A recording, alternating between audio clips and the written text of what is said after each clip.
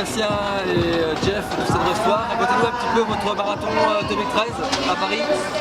Bah, magique parce que ça commence avec une super ambiance et on s'est un peu enflammé, bon le Seb encore plus.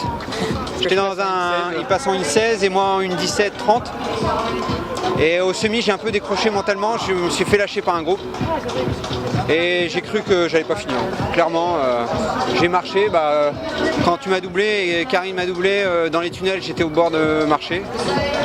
Et puis au 35e c'est revenu, je regardais les chronos, je me disais bon moins de 3 heures, puis j'arrivais à courir.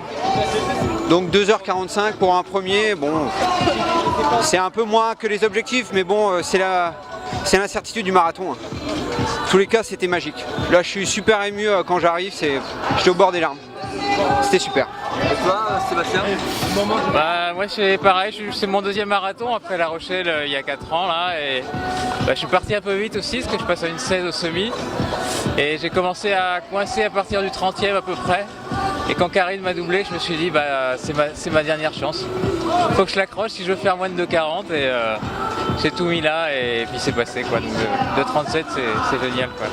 Au niveau du parcours, il est compliqué? Il est très roulant au début en fait.